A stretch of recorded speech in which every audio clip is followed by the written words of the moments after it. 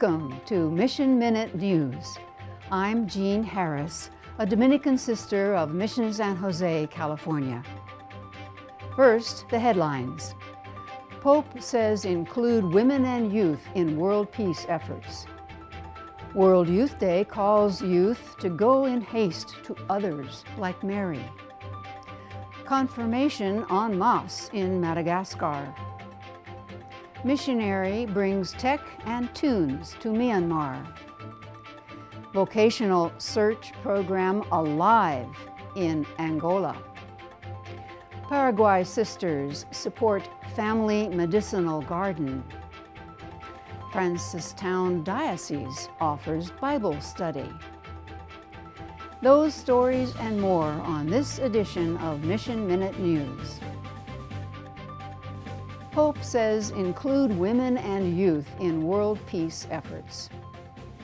Pope Francis returned to Rome on Thursday, September 15th, ending his 38th apostolic journey abroad. His three-day journey to Kazakhstan for the 7th Congress of Leaders of World and Traditional Religions culminated in an official farewell ceremony by President Kassym-Jomart Tokayev at Nur Sultan International Airport. The Holy Father had spent 3 days visiting the Kazakh capital, participating in the Interfaith Congress, which included a papal address at the opening and plenary sessions and at the closing of the Congress, and meeting various Kazakh authorities, members of the clergy, and the faithful. A high point mid-visit was the celebration of the Eucharist at the Expo grounds. Earlier, an Anglican bishop, Joe Bailey Wells of the Diocese of Dorking, had invited all the interfaith leaders to work together toward adopting a declaration at the end of the event promoting world peace. They were to explore common grounds in their various religions that would enable that promotion. The 7th Congress closed successfully with a declaration by most of the over 100 delegations from about 60 countries.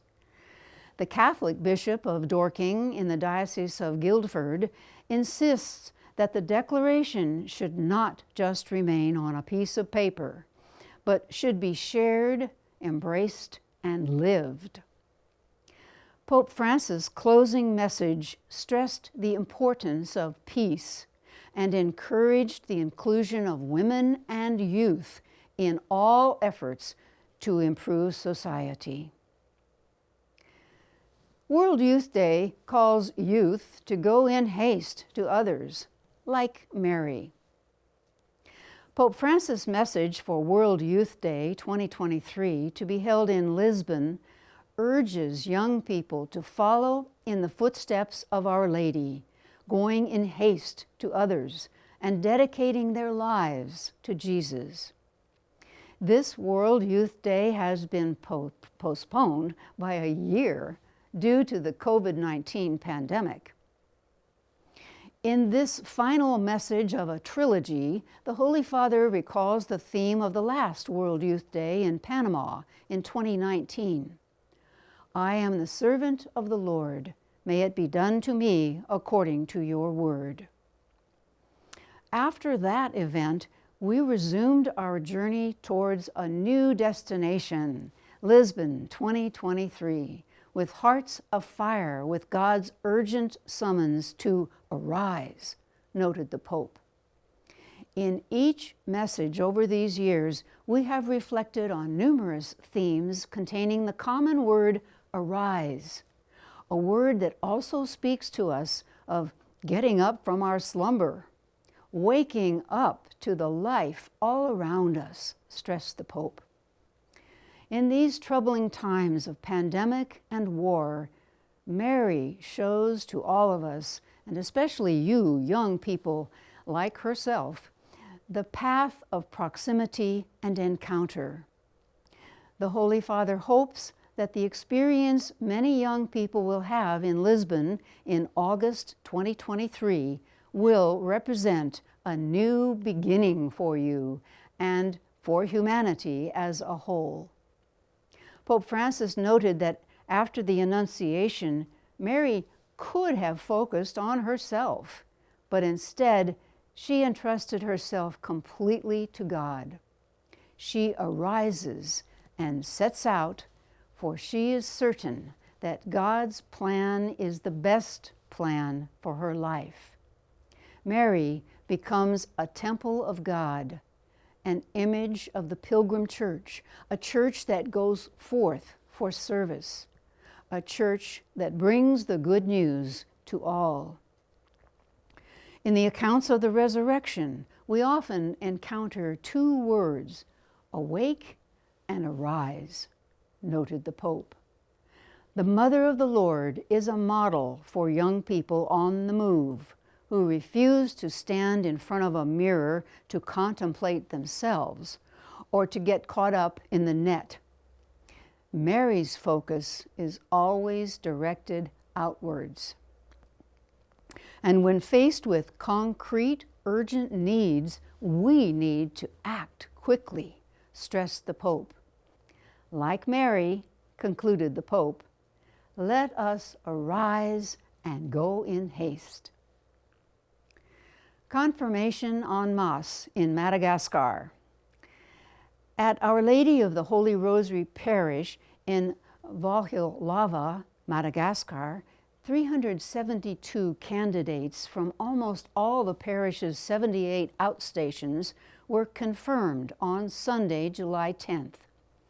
Preparation of the candidates included 2 years of study, 3 days of spiritual preparation, access to the sacraments of reconciliation and Eucharist, and meditation conferences. In his sermon, Bishop Jose Alfredo Cares de Nobrega of the Diocese of Mananjari entreated the confirmandi to live according to the promptings of the Holy Spirit in a life worthy of emulation. At the end of the Eucharist, they were commissioned to bring the love of Christ to the doorsteps of those who are oppressed, rejected, poor, and needy.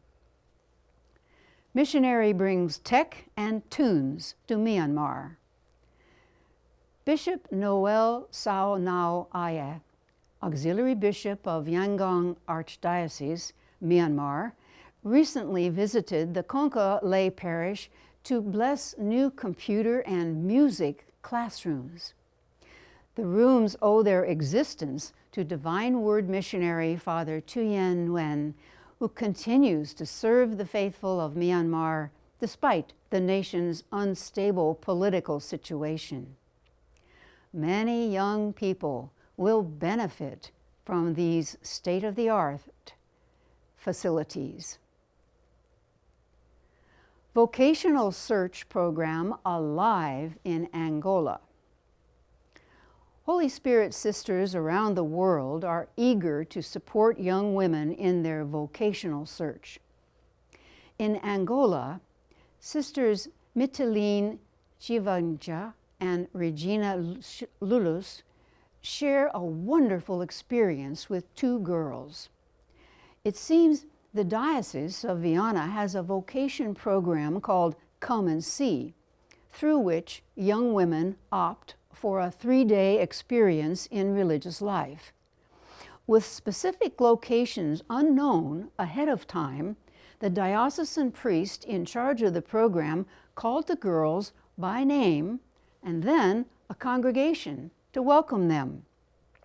To their surprise, Mitaline and Regina received 2 very nice girls, Isara Samuel Bengi and Marcelina Jose Antonio. After their 3-day stay, getting to know the SSPS charism and spirituality, the girls said they liked it very much. And a month later, Isara called to say she had prayed and chosen to enter our congregation. With great joy, we welcomed her back, and we pray that God will continue to enlighten her vocational path, says Sister Mitaline. Paraguay sisters support Family Medicinal Garden. The Family Medicinal Garden was conceived around 2019 by a group of 10 women in the neighborhood of Los Arrabales in the city of Encarnacion, southern Paraguay, reports Sister Maria Cristina Toledo, SSPS. The pandemic hit all social strata in Paraguay, but especially the poorer families, intensifying their needs. Creation of the Family Medicinal Garden has become a significant help. Preparation and organization of the project took time, patience, commitment, and dedication. The women were accompanied by several professionals, including a psychologist, who helped them get to know themselves and each other, as well as to learn assertive communication skills. An agronomist engineer constantly monitors the project. The women are very courageous and dedicated to the project, taking turns every morning and afternoon to water each plant and note the fruits of their efforts.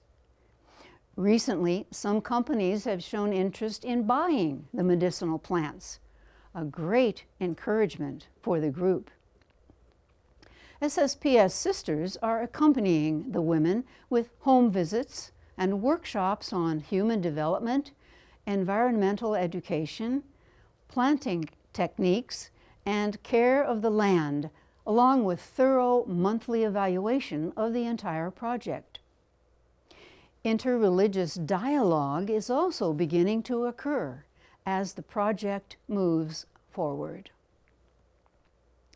Francistown Diocese offers Bible study. Divine Word missionaries in Botswana led a Bible study workshop June 27th to July 3rd at Kanamo Pastoral Center for the laity of the Diocese of Francistown.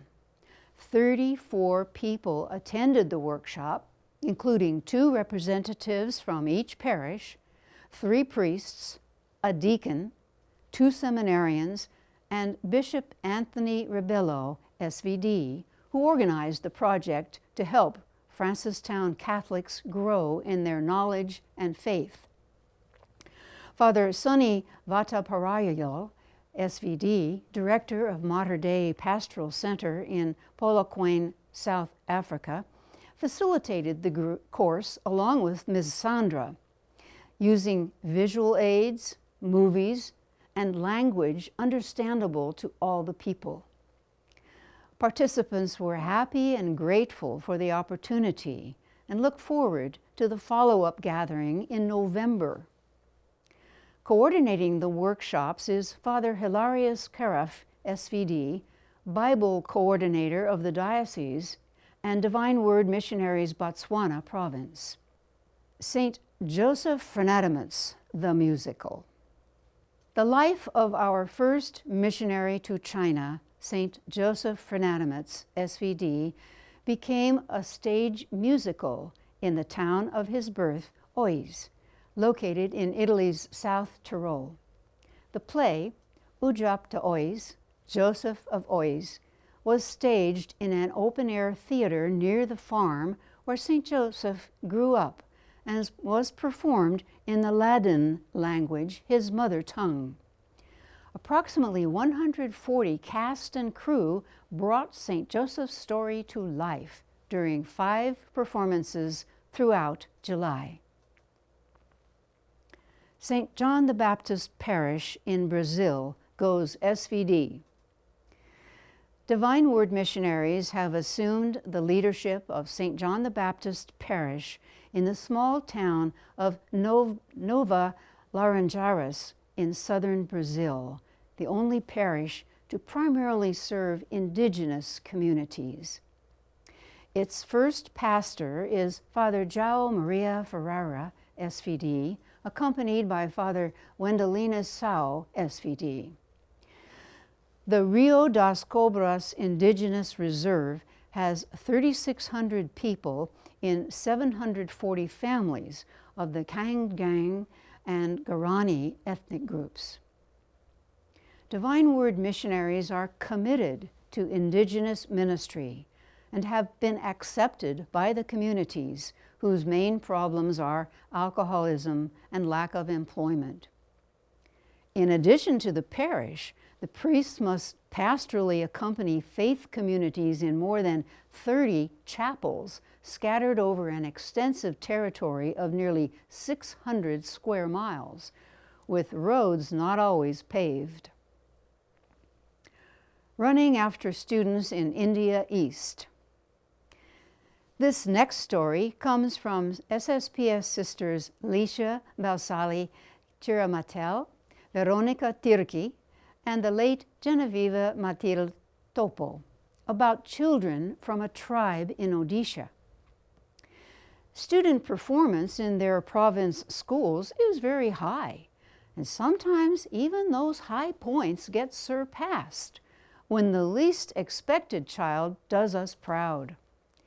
For 2 years now, children from the Jungo tribe in Odisha have blossomed in this way. Jungo tribes live at the foot of the Malagiri Mountains, which are miles away from the rest of society. The people live happy, simple lives, earning just enough for daily food, unencumbered by mainstream developmental activities. Now, however, they are beginning to understand the value of education. It took a lot of persuasion, but 8 tribal children entered the schools in 2011. They felt awkward, and every now and then would run to their homes nearly 8 kilometers away on dangerous roads and dodging wild animals in thick forests. The sisters would go after them, but the children would successfully reach their homes, where the parents would scold the sisters for trying to retrieve them. Such was the pattern for years. Gradually, 6 of the original 8 dropped out. But last year, the first Jungo girl completed the 10th grade with flying colors. And in 2022, another girl, Lily, achieved 60% and was honored for her success by the village community, making her an example for the other underprivileged children, reports Sister Veronica. Racism and guns, a Christian problem.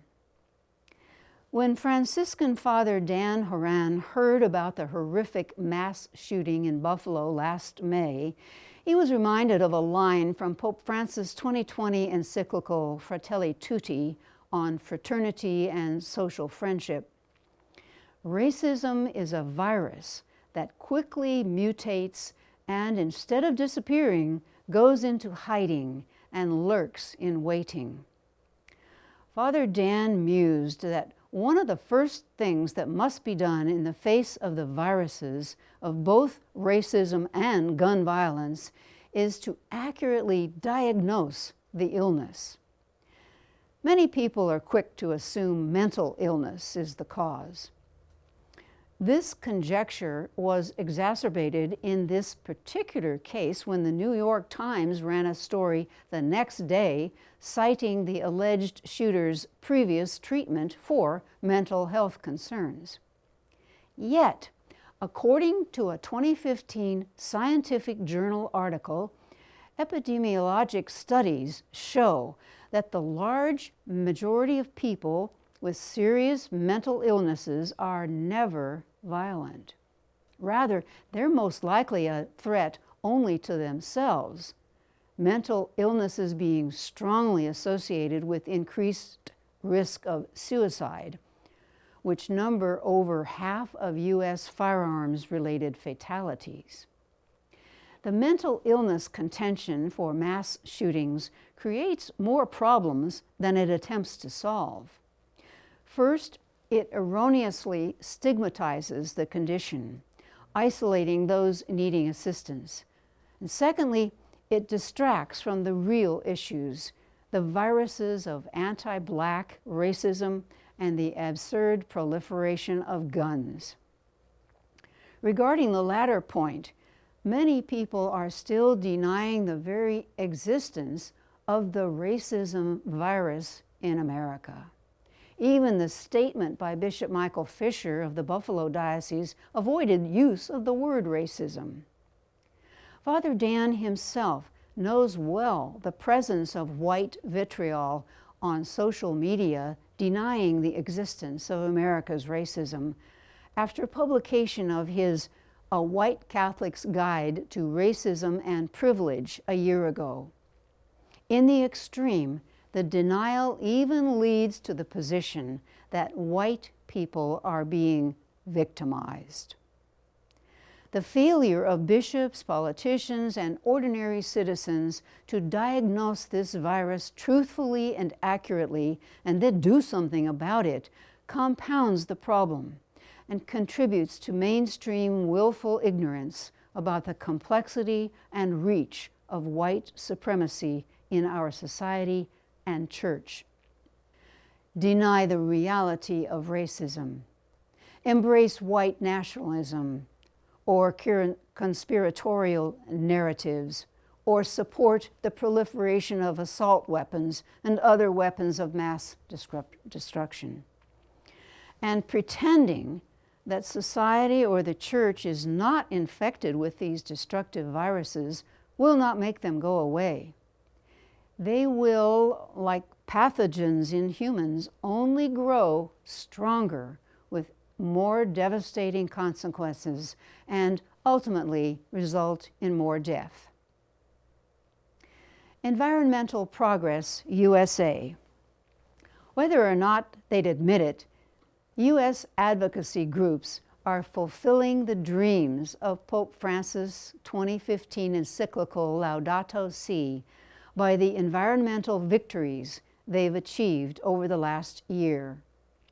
In the June 2022 edition of Environmental Law Progress, the Sierra Club, collaborating with the John Muir Society, lays claim to a number of victories, from reducing coal pollution by Ameron in Missouri, to increasing universal access to EV charging stations in Connecticut, to preventing Alton coal mine expansion in Utah.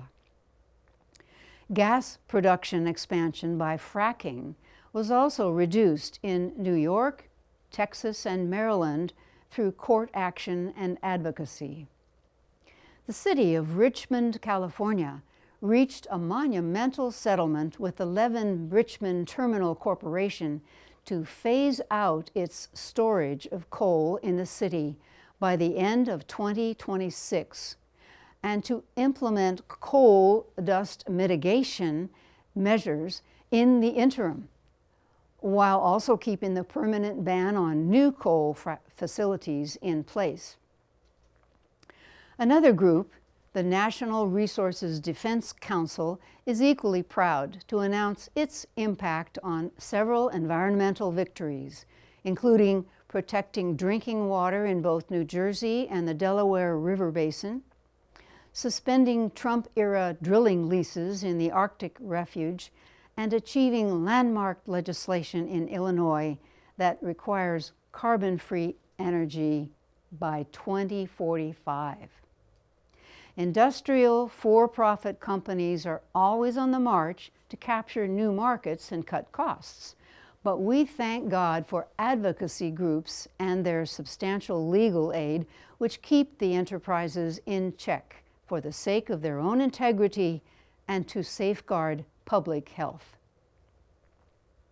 Seeds of hope in Ukraine. The innocent pay for war, the innocent. The voice of Pope Francis seems to be the one who cries out in the wilderness, 6 months on from the beginning of the senseless and horrible aggression against Ukraine, destruction, death, and the specter of nuclear conflict. I think of so much cruelty, said the pontiff at the end of the general audience, of so many innocents who are paying for madness, the madness of all sides, because war is madness.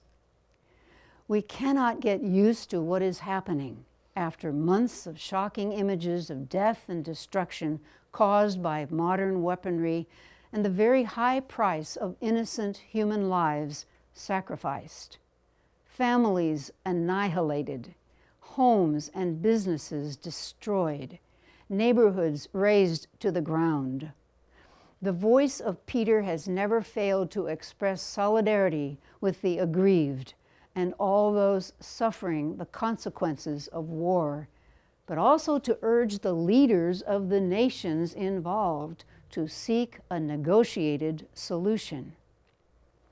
The balance sheet of this over half-year conflict between two nations in the heart of Europe is tragic.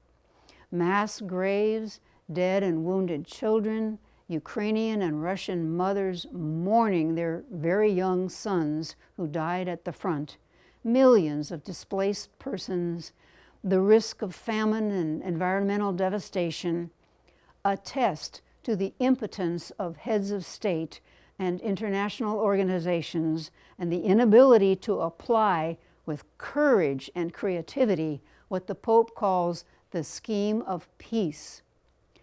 Is it possible to discern signs of hope in this panorama of devastation? Yes, it is possible. One seed of hope is the generosity with which so many people have opened their doors to Ukrainian refugees, personally brought aid, involved themselves in humanitarian initiatives without allowing themselves to be overcome by the globalization of indifference.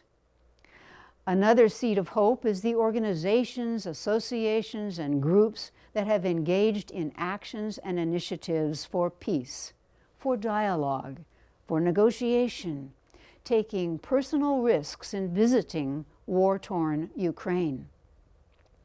A seed of hope is the growing awareness, which is more widespread among the people than among their leaders and political leaders, of the urgent need to stop the slaughter through truce and negotiation.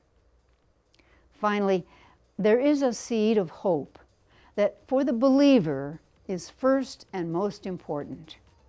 Those who believe know that wars begin in the human heart, that God intervenes in history, and that prayer, especially that of the humble, the simple, the suffering, can influence and change the destinies of humanity.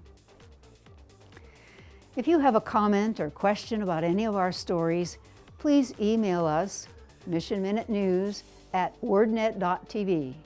You can also post your comments below each video on YouTube. We promise to respond.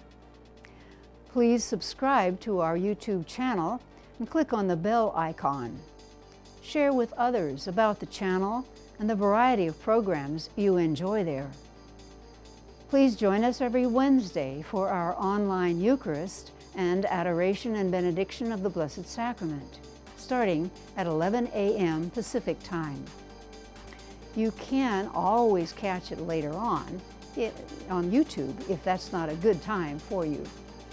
Also, send us your prayer intentions, your requests for prayer at our Eucharist by contacting us by phone at 909-383-4333 or send an email to mail@wordnet.tv. This is Mission Minute News. Until we meet again, stay safe and well, and may Jesus' love for you make you smile.